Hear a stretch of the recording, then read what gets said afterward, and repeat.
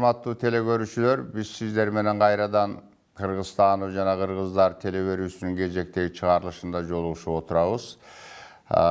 Biz ötken leksiya formasında okulgan sabaklarımızda negizинен Kırgızdın gelip çıkışı boyunca Oğuz eki jana жазма bulaklarda emniler aytılары jönünde gep kılganбыз. Bugün bir emi bir angemeleşүү formasında sizler menen bir sabak tuşunda ötkөрсөк деп ойлоп атам. Өткөндө ошол кыргыз санжыраларынын негизги көпчүлүк варианттарында бир 90 вариант пайызынан ашык варианттарда кыргыз атанын 3 уулунан келип чыгаруу жөнүндө кеп кылганбыз. Анда ошо ак уул, көк уул, кызыл уул деп айтылат. Көк уулдун аты көбүнчө куул деп берилет санжыраларда.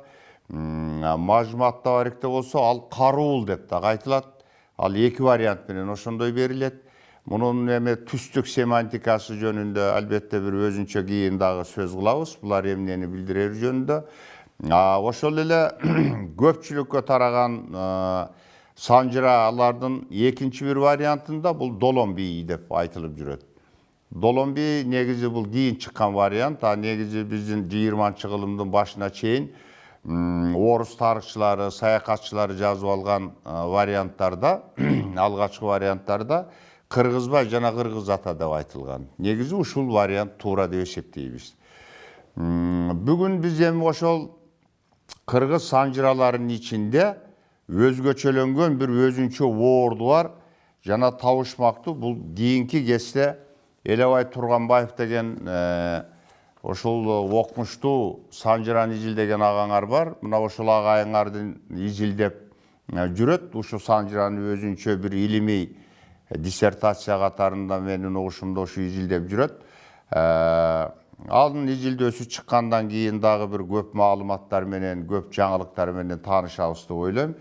Бул санжыра негизинен балык оосунун санжырасы деп айтылат. Бул бир нече жолу басылып чыккан.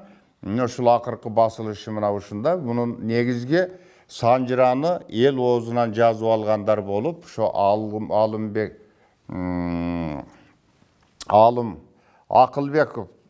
Акылбеков Алымбек жана Алымбеков Тургунбек анын баласы.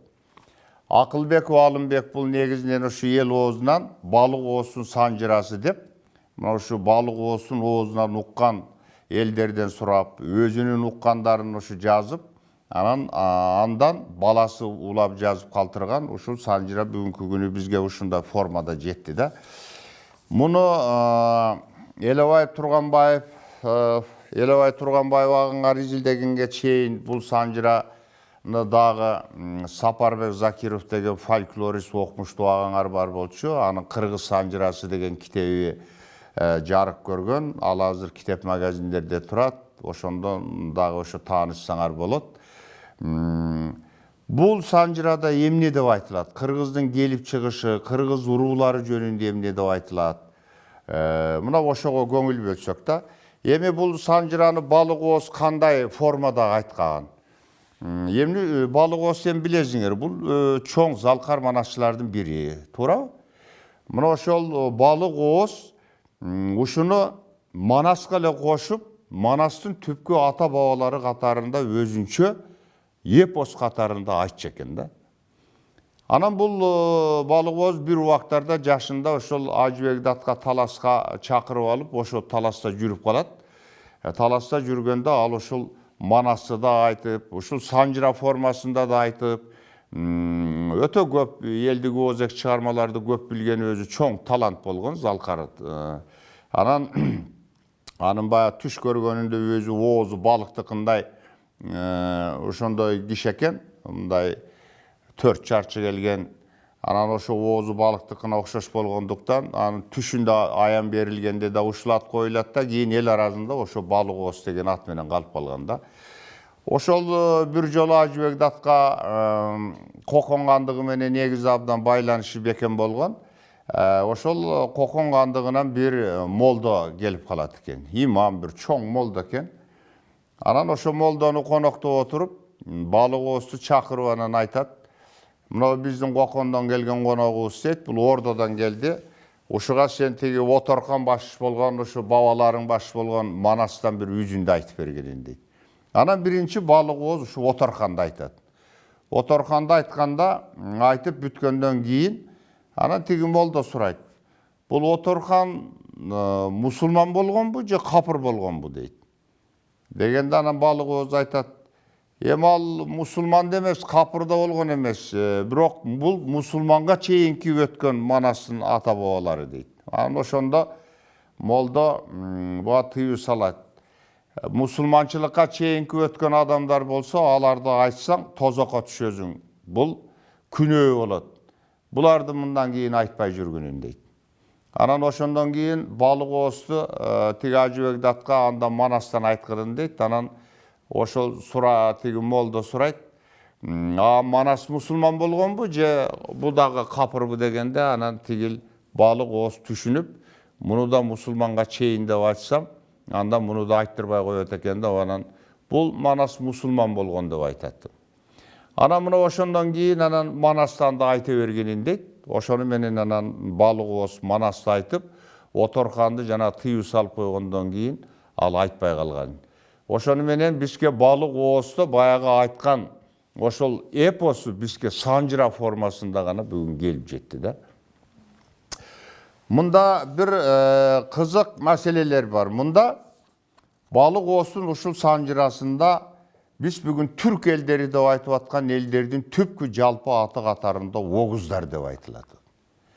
Огуздар, гуздар деп айтылат. Мына ошолор дейт ушул Орто Азия аймагында дейт бир убакта жалпы огуздар деп аталган кыргыздар менен тектеш элдер турду дейт.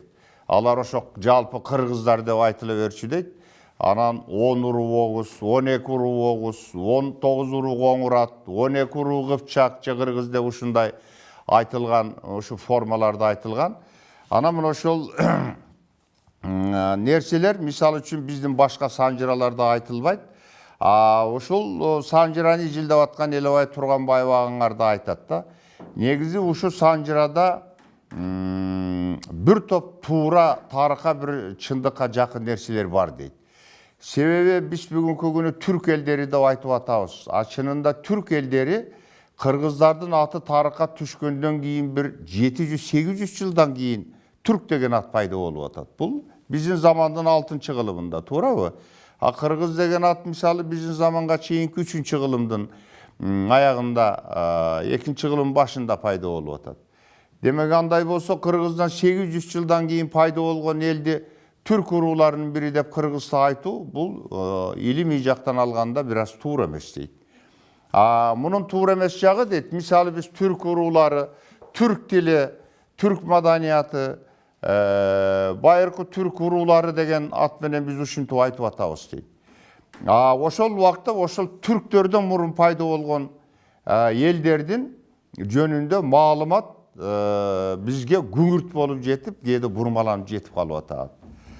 Деп мына ошондой айткандагы мына ошол нерседе бир топ чындыктар бар. Мына ошол Оторхандын жөнүндөгү санжырада, балык ооздун ушул санжырасында ошол жалпы жөнүнөн огуздар деп айтканы туура.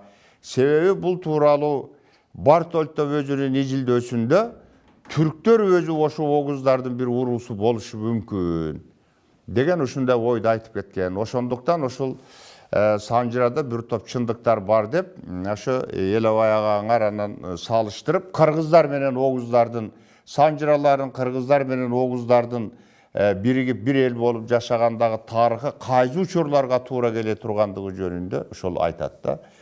Мына ошол биз дагы мындай илимий жактан көз караштан айтканда кийинки кездерде негизинен түрк элдеринин жалпы түп аты катарында огуздар деп айтканыбыз туура.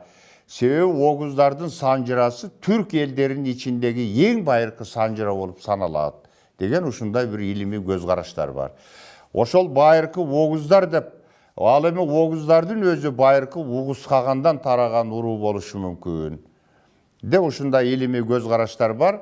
Биз бул нерсени кыргыздын санжыраларынан да учуратабыз. Кыргыздын санжыраларынын ичинде да ошол байыркы түпкү атабыз Карахан, Угузхан деген болгон экен. Анан ошол Угузхандан Огуз деген элдер тараган. Огуздардын ичинде анын бир бутагы ошо кыргыздар деп айтылат. Türk sanjıralарында Kırgız oşu Uğuzхандын неберesi катарында айтылат. Ушундай эле маалымат мисалы үчүн биздин Манас эпосунда дагы айтылат да. Манас эпосунда дагы Сагынбайдын вариантында өзүңөр билесиңер, ошо түпкү аталарыбыз Карахан, Угузхан, анан Угузхандан Бабур, Бабурдан Байгур, Уйгур, теги бу деп анан уланып кете берет. Аяк жагы анан кийин Жакыпка келип, Ороздудан Жакып, анан Жакыптан Манас деп ушинтип айтылып кетет. Демек мунун өзүндө ошо санжыраларда жана Манаста айтылган маалыматтар, жана ушул Балык Оостун Оторхан жомогундагы айтылган маалыматтарды карап отурсак, кыргыздар түбүндө огуздар менен бир эл болгондугу жөнүндө ушул бир маалымат алабыз. Биз экинчи бир кызык дагы факторду айта кетишибиз керек. Мисалы, Манас эпосунда огуз деген эл учурабайт. Бул абдан бир кызык маселе да. Окумуштуулар көңүлүн бура турган, жана силер окуп атканда да бир көңүл бура турган маселе бар. Мисалы, түрк деген ат учурайт, ошо түркмөн, казак, азыркы уруулар, азыркы элдердин аттары, байыркы уруулардын аттары учурайт. Бирок ошол убакта огуз деген элдин аты жок. Огуз деген элдин аты менен, демек байыркы убактарда кыргыздар бардык эле огуз урууларын кыргыздар деп айта берсе керек. Ал эми огуздар болсо, ошо кыргыздарды кошуп огуздар деп айта берген окшойт деген ушундай бизде азыр бир илимий болжол бар да.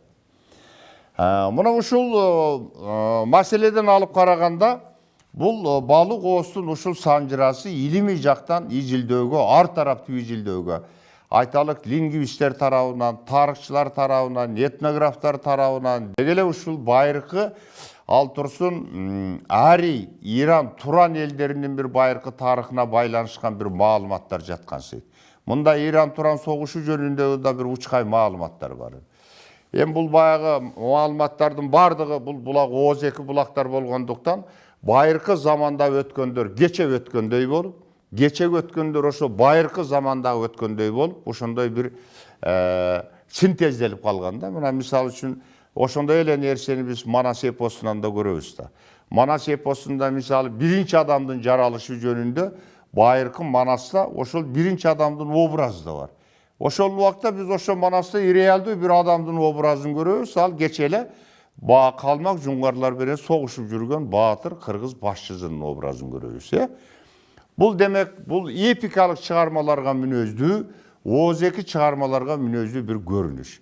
Биз ушундай эле маселени Мажмуат Табарик жөнүндө сөз кылганда дагы айтканбыз. Мажмуат Табарикте дагы Манас ошол 16-кылымда таандык бир кыргыздын башчысы баатыры катарында айтылат. Ошол убакта ал өзү 10-11-кылымдарда өткөн кара кытайлар менен согушуп жүрөт. Ошол убакта анда өтө бир байыркы уруулардын аттары дагы ошол Манас менен аралашып кече 16-кылымда жүргөндөгүдөй сүрөттөлөт.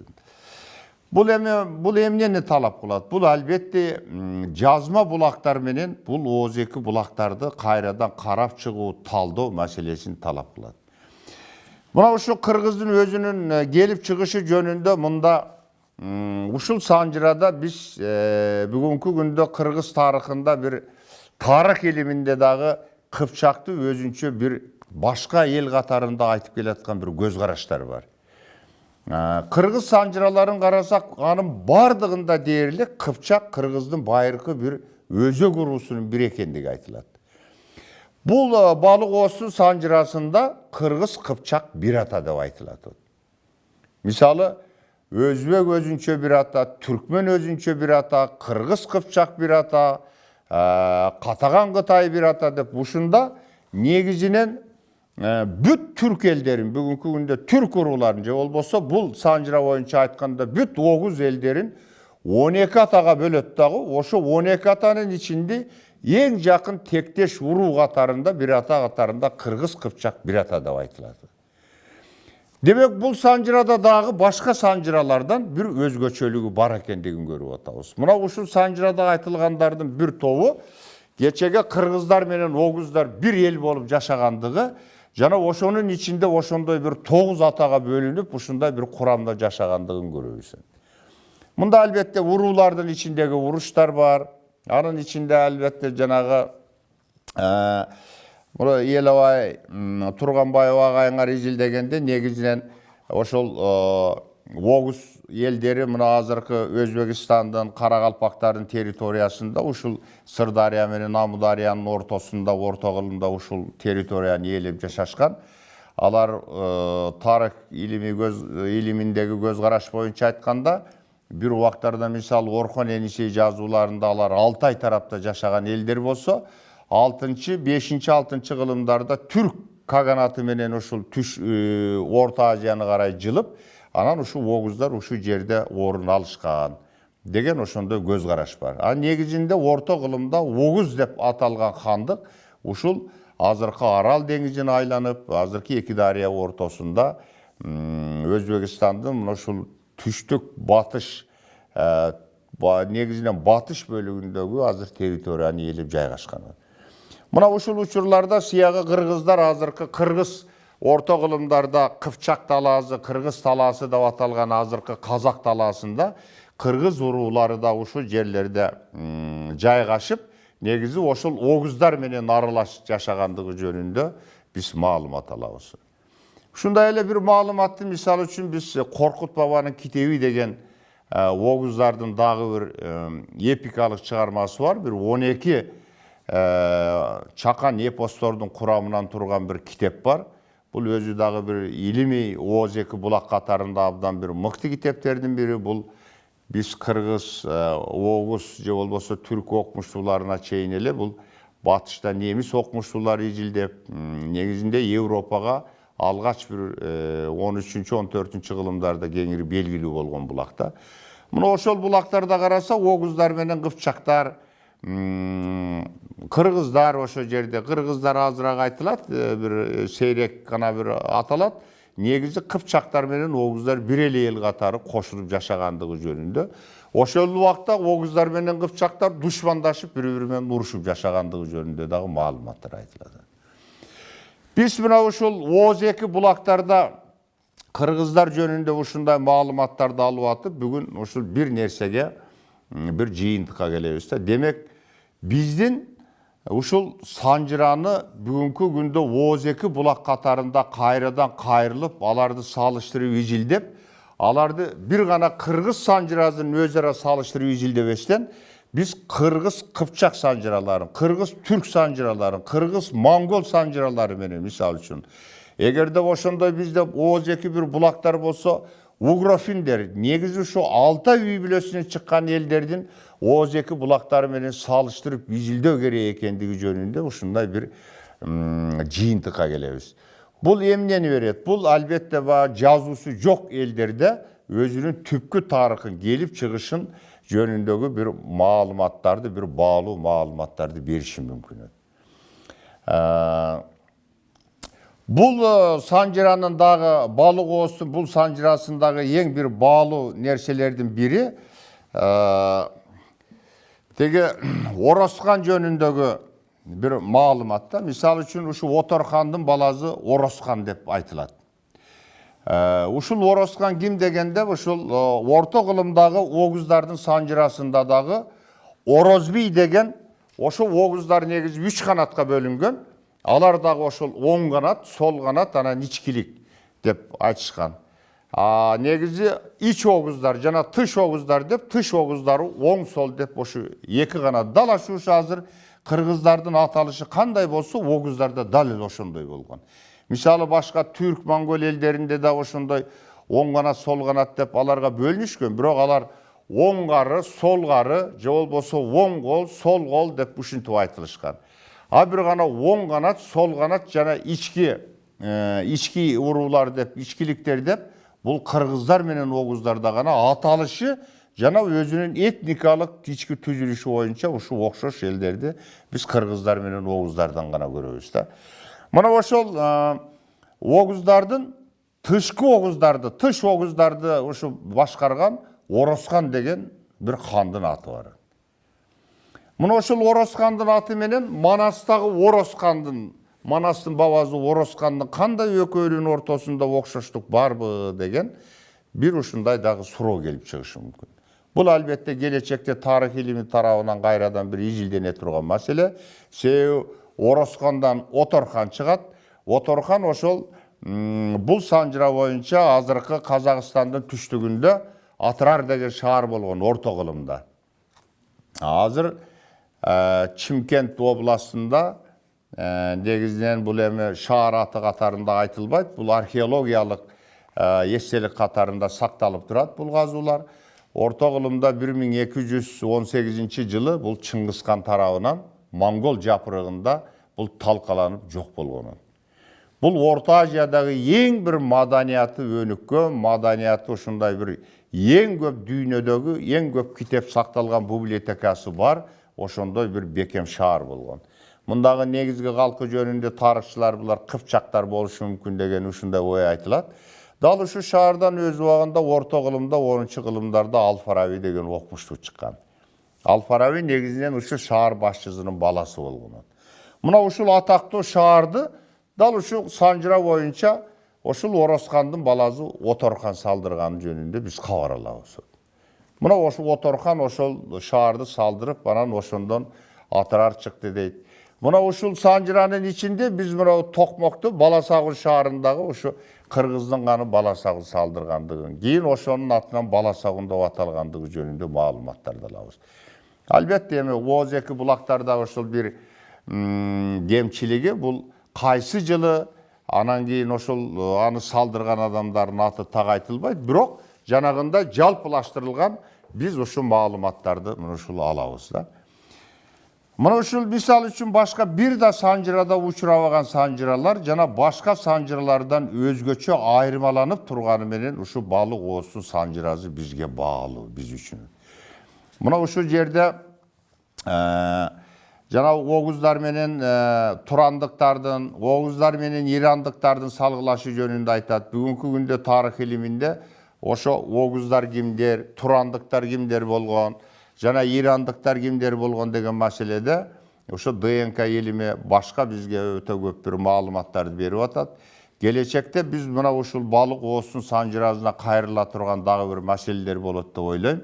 Себеби бизге кээде душман болуп айтылган уруулар кээде ошо өзүбүздүн эле тектеш элдер болуп чыгышы мүмкүн. Ал эми тектеш элдер дегенибиздин өзү душман элдер болуп калышы мүмкүн. Себеби кече эле ошол кыргыз менен казакты мисал үчүн Кененсары менен кыргыздын ортосундагы кагылыш жөнүндө айтсак анда казакты душман катары айтабыз, туурабы? А негизи бул өзү бир тууган эле биздин элибиз деп атат. Бул кыргыздын эле бир бутагы, кыргыз бир бутагы болсо, казак ошонун бир бутагы. Эгерде биз ошондой душман катарында балким Ооз-2 булак санжыра катарында кете берсе, балким бир 100 жыл, 200 жылдан кийин Сарбагыш менен Бугунун чабышы дагы эки элдин чабышындай болуп бизге жетиши мүмкүн эле болот. Балким экөө эки жакка ажырап кетип эки элдин ичинде калса, анда да ошондой болмок. Анда Бугу деген илгери Сарбагыш деген бир ел менен чабышып тигинде мындай болуп анан кырылып тиги болгон экен деген сөз айтылып калышы мүмкүн. Ошон үчүн биз Ооз-2 булактарды изилдөөдө анын экинчи бир жагы жазма булактар менен салыштырып изилдөө, башка тектеш элдердин санжыралары менен салыштырып изилдөө маселелери албетте алдыда турат. Мына ушул жагынан алганда албетте бүгүнкү ошо кыргыз элинин келип чыгышы боюнча Ооз-2 булактарда эмне айтылат дегенде биз өткөндө негизи жалпы кыргыз санжырасына токтолгонбуз. Ошонун ичинде Мажмат Табарик жөнүндө кеп кылганбыз. Анда негизинен кыргыздын келип чыгышы 40 Оғуз дегенден келип чыгары жөнүндө айтылат. Мына ушул маалыматтардын баары келечекте тарых илими тарабынан тактала турган, тастыктала турган, аныктала турган биз үчүн чоң баалуу булактар болуп эсептелинет. Биз ошол биз жөнүндө башка элдер эмне жазды, эмне деп айтты экен дегенден мурун биз өзүбүз адегенде могул Ооз-2 булактарды, жазма булактарды салыштырып изилдешибиз керек. Андан кийин биз жөнүндө башка элдер эмнеди деген ошо булактар менен салыштырып изилдеген учурда гана биз өзүбүздүн кыргыз тарыхын ордуна келтиришибиз мүмкүн. Андан негизинен эми биз ошо Балык Ооздун санжырасы боюнча эмне маалыматтар бар жана кыргыз элинин келип чыгышы жөнүндө, кыргыздын өзүнүн ички түзүлүшү жөнүндө эмне айтылат, жана Оғуздар деген жалпы түрк элдеринин жалпы аты бизге эмнени берет, жана кыргыздар менен Оғуздардын кандай тектештик тамырлары жақындығы бар деген мәселелерде біз ушу жалпы түрк-моңгол елдері деген елдердің içinde қырғыздар менен оғыздар негізі түбі бір ел екендігін, алар кейін екіге ажырап екі башка ел болып қалғандығын, бүгін қырғыздардан қырғыздар тарап, оғыздардан бүгін түркмендер, түрктер, Азербайжандар үч бутак ел болып тарағандығын көрөбүз. Бүгін анда силер менен негизге ушул балык ооз жөнүндө маалыматыбызды ошо бүгүн аягына чыктык. Анда урматтуу телекөрүүчүлөр, сиздер менен кийинки жолугушууга чейин сак саламатты болуңуздар.